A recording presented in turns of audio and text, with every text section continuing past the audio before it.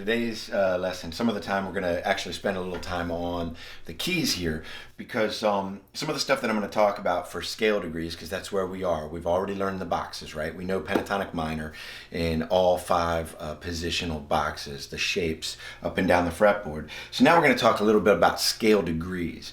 Now, the reason, like I said, why we're doing the keyboard is because when I go into C major, I can play only all white keys. And for the pentatonic minor, we can take that C major and associate it with A minor, because the minor, the 6th degree of C major, is A minor. So again, that's all white keys. And that's a minor scale. That's the Aeolian scale. It's the same as C major, right? It's a mode of the C major scale. And that reminds me, so we're going to talk a little bit, we're going to have a little bit of music theory in this one. And I don't know, maybe you're at a different place than I am with music theory. Mine's sort of just this odd basket full of weird knowledge that I have that's obscure and sometimes doesn't really matter to anything that I'm doing with playing. And yet there's other areas where I just don't know enough about music theory. For instance, I can't read music. I can't read sheet music. But I understand a little bit about the scales and modes and the theory that's associated with it. So if we get outside of your comfort zone, throw something in the comments down below and let's chat it out, and we'll figure out, how to apply the stuff that we talk about today and make sure that you're understanding everything that I'm saying. So we want to take that A minor scale, right?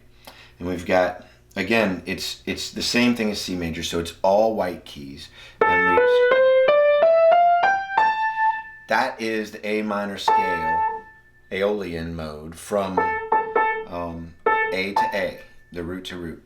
So the pentatonic, all we do is we take the 2 and the 6 out of the scale. That's minor pentatonic. That's what's amazing about this. I mean, essentially, you're just playing all white keys, right? But you're skipping the 2 and the 6, because if you remember from earlier discussions, the minor pentatonic scale is 1, flat 3, 4, 5, flat 7, root. It's that simple. That's why I say we like to use A minor on the keyboard, and that's why I've come over to the piano, is because I can just show you it in white keys. So what we're going to do now, right, is we're going to start playing our guitars, the same boxes, but this time, now what we're going to do with the boxes is, while we're playing them, each of them, all 5 of the shapes, we're going to play them and say the scale degree. So if I'm in A minor, again, the A on the low E string is where we would start with that for scale pattern 1. So we've been playing that like that, right, for our practice. Now what we want to do is we want to say something along with it. So instead of 1 for our first position, we're always going to say root. And the reason for that is because we also want to know where the root is in that pattern. So when we're in this pattern, we want to know where's the root in this pattern also, because remember, when we get proficient at this, we're going to use that. We're going to know the root is here, we're going to know the root is here, and we're going to know the root is here. And so we're going to use that when we're doing our licks and solos, because you want to kind of stay focused around the root, or at least you want to hit it at key moments and stuff like that. So we really want to ingrain that in our heads. So that was a long-winded way of saying, instead of 1, say root. All right, so we're going to say root, flat 3, 4, 5, flat 7, root. And then you'll just continue on that path. Root, flat 3, 4, 5, flat 7, root, flat 3, root. And then as you go back up, and then you're just going to go root, flat 7, 5, 4, flat 3, root. Okay? And we'll do that up and down in the patterns as we're practicing them. And I've got some extra credit work for you. This is the way that I'm going to do it. I'm also going to sing the note, the pitch, of each of the notes that I'm playing while I'm doing it, because again, in order to really master the guitar, I want to be able to know the intervals and know their sounds, and the best and easiest way that I know for doing that is to actually sing along with some of the practice that you're doing, especially when you're doing scales. So I'll go root, and by the way, I'm not a singer, so I don't want a bunch of comments about, man, your voice. But I'm gonna do this, and I'm gonna do it on my own, hidden in a room with door closed, so that nobody can make fun of me when I do my practice. And I recommend that for you as well, because it gets kind of crazy when you're up here going but anyway, I'm gonna do it anyway, because I want to learn these things, and I want to learn them, like master them. And in order to do that, I feel like I have to utilize every part of what I'm doing. So I'm going to go root, flat 3, 4, 5, flat 7. Got to get into my head voice sometimes, because I don't know where my head voice and my chest voice switch. Like I said, I'm not a singer. And so that's not the important part of this. But what you do want to do is you want to make sure that you're getting those at least kind of close, because you'll perfect it over time as you're doing this. I'm kind of brand new to this. I've done the box one, like I've told you guys before, for decades, but I never sang the scale degrees, and later we're also going to sing the notes of the scale. But I've seen a lot of people, professionals and high-level guitarists, who say that it's very important to sing it, so I'm going to try that.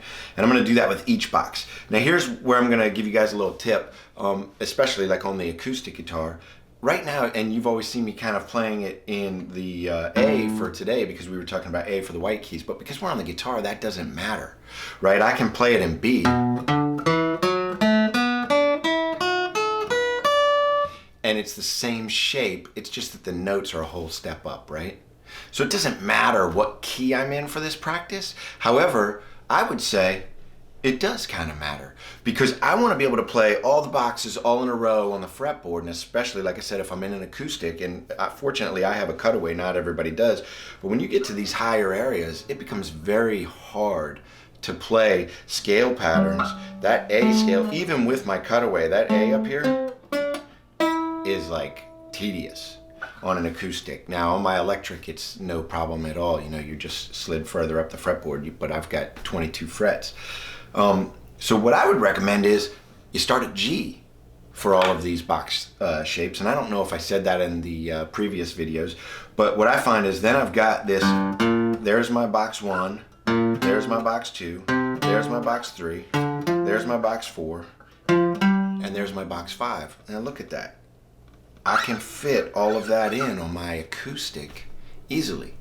And because I don't want to be all over the place with my boxes, because right now I want my focus to be on learning those boxes as opposed to learning where I can fit them in on the fretboard, I make it easy on myself and I start on G. You might ask yourself, why don't I start on F? Because really that's the first, right, natural note on the fretboard that we could play the box in. And I'll tell you, my honest answer is, that's also a little bit uncomfortable for me.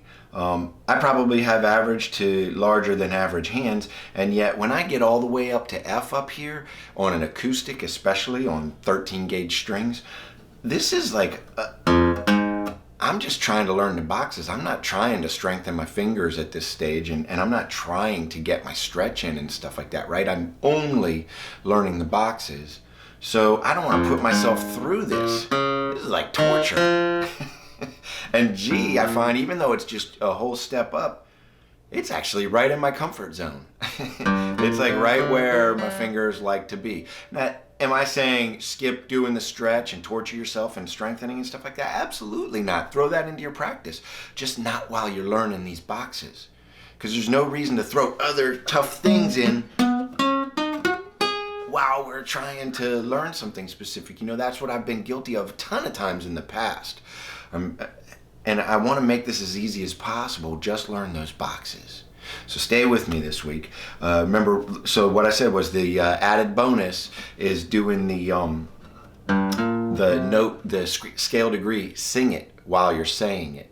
And then the challenge for this week, so if you guys remember the challenge for last week, which still stands, is when you're noodling, when you're doing kind of plinking around and doing licks and stuff like that with maybe a backing track, use shape 2. Well, I want you to still be doing that, because I want to get out of box 1.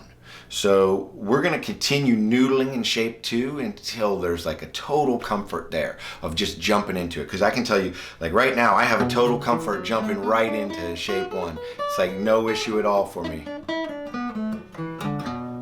But when I go to jump into shape 2, there are issues. So I want to keep kind of practicing in shape 2 while I'm noodling instead of shape 1.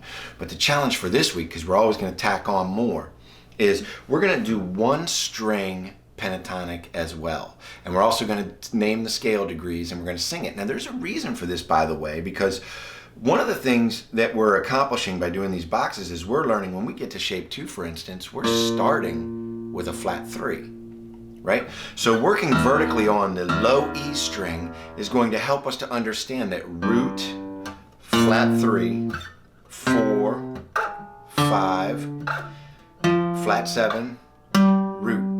And we go up and down just on the low E string, saying that. And by the way, singing it again. I'm not going to put you guys through the torture of my voice going along with these, but that's what we're going to do as our challenge this week. We're going to do the low E string, and we're going to just stay on that string and do the pentatonic minor, up and down it, up and down it, up and down it, along with doing the boxes. So you can see kind of what we're doing here. We're already throwing one of the vertical strings in, because eventually, if you recall, we're going to end up knowing vertically just as well as knowing the boxes this way. And one part of that is knowing each individual string. And then later on, we'll hit the A string, the D string, the G string, the B string, the E string. And we're going to do that over time, and those will be additional challenges that come up and stuff like that. Remember, if you remember at the beginning, I talked about this taking 4 months. I meant it. I mean, we're going to do this right. And we are going to learn this fretboard inside and out. And along the way, we're going to know the minor pentatonic scale like the back of our hand. Where'd that come from? Just kidding. And also by singing and knowing the scale degrees, we sort of secretly in the back of our mind, we're adding other things that we didn't even know we were adding.